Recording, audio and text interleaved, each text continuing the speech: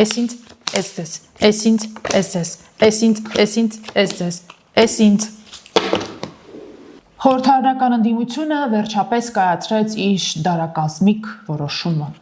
վերցնել պատգամավորական մանդատները, ընդ որում թանկագին մանդատները եւ գնալ ազգային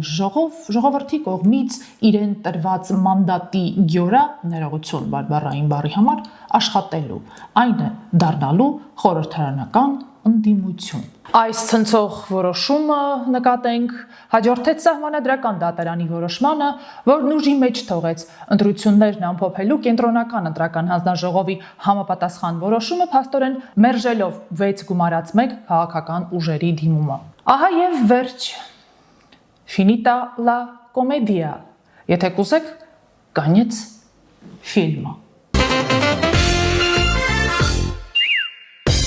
Հիշում եք, դեռ շաբաթներ առաջ էինք կանխատեսել կայացվելիք նման որոշման մասին։ Որոշում, որն այնքան հավանական էր ու ակնհայտ, որ նույնիսկ գրազ գալու կամ մոտակա բուքմեյքերական ընկերությունում խաղադրույք կատարելու կարիք չկար։ Ասենք նույնն էր, թե գրազ գայինք, որ երբ մայր մտնի արևը, դուրս կգա լուսինը, կամ ասենք եթե այսօր երկուշաբթի է, ուրեմն վաղը կլինի երեքշաբթի, կամ էլ ասենք հուլիսի 5-ին հաջորդելու է հուլիսի 6-ը, ինչպես որ այսօր է։ Ակնհայտ էր, որ սահմանադրական դատարան դիմելու ընտրությունների արդյունքները վիճարկելու որոշումն ընդամենը իր տեսակի մեջ յուրօրինակ կրկեսային միջոցառում էր։ Ընդդիմադիր պուբլիկային հետընտրական շոկից հանելու միմոսություն, թե Ժորժ ջան, ախր սենց չպետք է լիներ, ախր մենք 5 տարի ձեռքներիցս եկած ամեն ինչ արել էինք Նիկոլ Փաշինյանի պատվանդանը ցնցելու համար, վարկանիշը մաշեցնելու ու սկացնելու համար, տո էլ սուտ, տո էլ կեղծիկ, էլ մանիպուլյացիա, էլ քարոզչական ահաբեկում, էլ ինչ ասես չարեցինք, ընտրակաշարքի մեքենան էլ по полной программе խոդի տվեցինք, անգամ սոցհարցումներ պատվիրեցինք, որոնք հուշում էին Նիկոլ կապուտ, բայց փաստորեն Սերժ Սարգսյանի ասած են կանաչ բանջարեղենը, վարունգը կամ խիարը, ոնց որ թե թարսաճեց մեզ համար։ ԿՊ-ն այսքանից հետո մոտ 727,000 ձայն ստացավ։ Նիկոլ Փաշինյանն էլ այն Արնոլդ Շվարցենեգերի մարմնավորած տերմինատորի պես դիմացավ փորձություններին ու մնաց անպարտելի։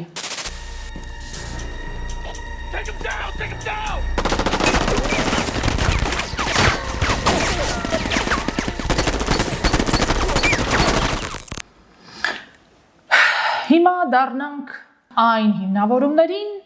որ պարոնայք ընդդիմադիրները բերում են հօգուտ մանդատները վերցնելու իրենց որոշման, հիմնավորելու, արդարանալու, թե ինչու է մանդատ վերցնելն ավելի ճիշտ, քան թե չվերցնելը։ Մասնավորապես ուժեղ Հայաստան դաշինքի ընտրական ցուցակը գլխավորող Նարեկ Կարապետյանը սահմանադրական դատարանի որոշման հրապարակումից առաջ հայ ժողովրդի ընտրյալ ազգ լինելու պատմական առաքելություն ունենալու մասին Վազգեն Մանուկյանական ոճի մի սրտաճմլիկ ռիլ էր նկարահանել ու սփռել Facebook-ով։ Երևի հույս ունենալով, որ սահմանադրական դատարանի որոշումից հետո ընտրյալ ազգը կգուտեպնդվի, կիրացնի իր այս պահի պատմական առաքելությունը, կթափվի փողոց եւ կբողոքի սահմանադրական դատարանի որոշման դեմ, կսրբի, կտանի Նիկոլ Փաշինյանի իշխանությունը, բայց գեթ մեկ քաղաքացի նկատենք նմուշի համար փողոց դուրս չեկավ ու չբողոքեց բարձր դատարանի որոշման դեմ, այսպիսով ապացուցելով, որ ընտրությունները կեղծված են, ընդդիմության թեզը փուչիկ է, տզան փուչիկ։ Նույն Նարեկ Կարապետյանի տրամադրությունը նկատենք սահմանադրական դատարանի որոշման հրապարակումից հետո, ինչպես ասում են, մեկ գիշերվա մեջ փոխվեց։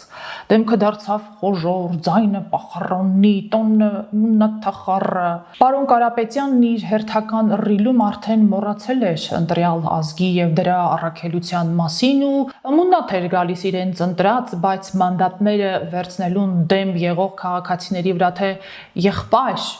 եղբայրներ, Մանդատը մեզ ինչ է տալիս։ Ինձ ինչ է տալիս բացի պայքարից, բացի խնդիրներից, ինչ է տալիս մանդատը, ասեք, մենք էլ իմանանք էլի։ Վիրավորական է շատ վիրավորական է այս ամենը։ Մարդիկ թողնում են իրենց գործը, գործարարությունը, բիզնեսը, շատ մարդիկ իրենց մասնագիտությունը գալիս են, որ գնան նստեն։ Ինչ է տալիս մեզ մանդատը։ Այդ մանդատը նշանակությունը մենակ պրոբլեմա։ Մարդիկ թողում են իրենց գործը, գործարարությունը, բիզնեսը, շատ մարդիկ իրենց մասնագիտությունը գալիս են, որ գնան նստեն։ Ինչ է տալիս մեզ։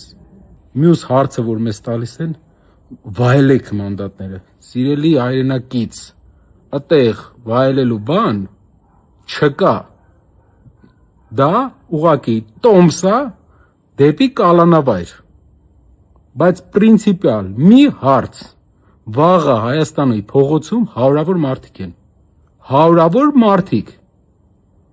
Ով է սխմելու կնոպկեն, որ էսի գնա։ Ով է այս մարդկանց ճամփելու, ով է ազգային ժողովում սխմելու կնոպկեն։ ՔՊՆ գնալու սխմի, որ գնան։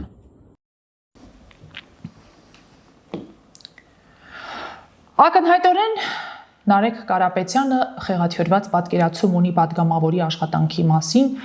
եւ այն ներկայացնում է որպես մի տաժանք, տառապանք, զրկանք ենթադրող գործողություն կամ ինչպես ինքն է ասում, տոմս դեպի կալանավայր։ Պաստորեն, եթե ուժեղ Հայաստանը վերցներ իշխանությունը,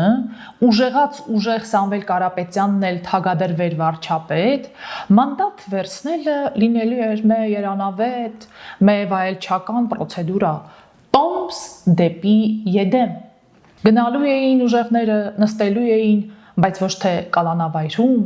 այլ ազգային ժողովի նիստերի դահլիճի իրենց փափուկ բազկաթոռներին ու լծվելու էին երկրիս օրենսդրական դաշտը, վարել, ցանել, հերկելուն, ծաղկեցնելուն, հա, նախ եւ առաջ 300,000 ադրբեջանցիների վերադարձը փոզմիշ անելու Սաֆարովի կանխարգելման օրենքն ընդունելու ռազմահայրենասիրական գործին։ Հա, իդեպ Կարապետյանը այդ ում է համարում կալանավայրի տոմսի պոտենցիալ հավակնորդ։ Ցուցակի այդ որ համարին կամ համարներին, թե բոլորին միաժամանակ իր գլխավորությամբ։ Երիտքաղ լուսավորենք, որևէ ընդդիմադիր Հայաստանի Հանրապետությունում ժողովրդի մանդատով օժտվելու, պատգամավոր լինելու համար կալանավայրի տոմս չի շահում։ Այդ տոմսը շահում են նրանք, ովքեր նախքան պատգամավոր դառնալը կամ դրանից հետո ղալաթ են անում։ Քրեական օրենսգրքով պատժվող արարք, դրանից բխող հետևանքներով։ Այնպես որ եթե Նարեկ Կարապետյանն ինքն ու իր ընկերները որևէ ղալաթ չեն արել եւ չեն պատրաստվում ետ այսօր անել, ապա նրանք բերթի պուտյովկա ստանալուց ապահովագրված են։ Հետևապես զուր է պարոն Կարապետյանը մի ոտ շուտ միացրել նապաստակի սինդրոմն ու հիմիկվանից դողացնում։ Արյուս ջա, չես հավատա, բայց եկել եմ մոտդ ներողություն խնդրեմ։ Ինչ վերաբերում է Նարեկ Կարապետյանի մյուս մանդատ վերցնելու օգտին բերված արդարացմանը, թե եթե փողոցում մարդ հավաքվի, ով է ազգային ժողովում սեղմելու համապատասխան կնոպկաները, որ Փաշինյանը գնա, ապա երիտքաղ գործչին պետք է հուշել հիմիկվանից չնետվել կապույտ անորճների գիրկը, ինչքան իրենց իրավանախորդ պատիվ ունեմն ու Հայաստանը կարողացան Փաշինյանին անվստահություն հայտնել, նրան տուն ուղարկելու համար կրիտիկական զանգված փողոց հանել եւ ազգային ժողովում վավերացնել այդ զանգվածի կամքը կնոպկա սեղմելու տեսքով, այնքան էլ իրենք ուժեղ Հայաստան դուետը կկարողանա։ Որ մանդատը մի արգահատելի երևույթ է, բեռ ու բալաստ, քան թե պատիվ ու պատասխանատվություն, օրերս փորձում էր ապացուցել մեկ այլ ընդդիմադիր գործիչ Լևոն Քոչարյանը։ Մանդատները վերցնելու որոշում կայացրած Հայաստան դաշինքի 10-րդ համար։ Մանդատը միայն դժվարություն է առաջացնում, մանդատով դու ոչ թե պաշտպանված ես լինում, հակառակը ավելի ես թիրախավորվում, վերջին 5 տարին ինձ թվում է լավ օրինակ էր, ինչքան շատ ավելի դժվար է այդ մանդատ ունենալը, քան չունենալը, էլի։ Շատ ժամանակ գիտեք, մեր ժողովրդի մոտ sense տպավորություն կա, որ մանդատը ինչ որ, չգիտեմ, ձեր համար մանդատ եք վերցրել, գնացել այնտեղ նստել եք, աշխատավարձ կամ բան, չէ, դա իրականում մեծ հարվածի տակ ես հայտնվում, թիրախ ես դառնում, իսկ անձեռնմխելիության հարցն էլ տեսել ենք, իրանք ունեն մեծամասնություն, երբ ուզեն կարող են այսպես զրկել։ Այնպես որ ինչ որոշում էլ լինի, դա լինելու է հետագա պայքարի ավելի արդյունավետության տեսանկյունից։ Այստեղ են ասել, ինչպիսի էժանագին սիմուլյացիա։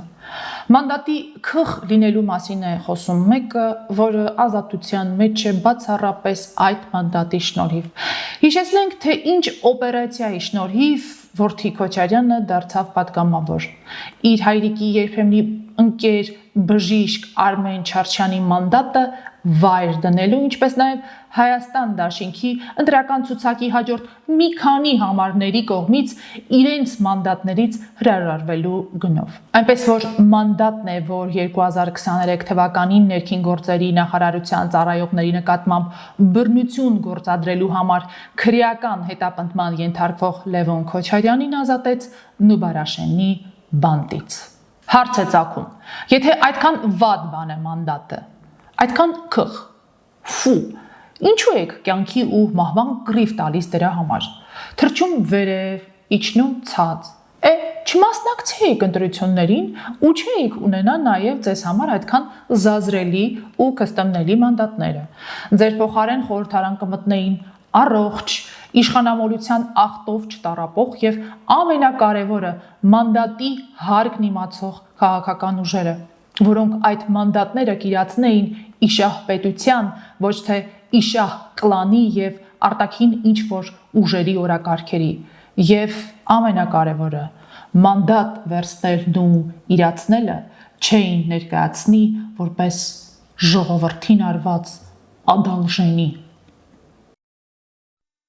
Հավանիչ տեսանյութը եւ բաժանորդագրվիչ նորությունները բաց չթողնելու համար։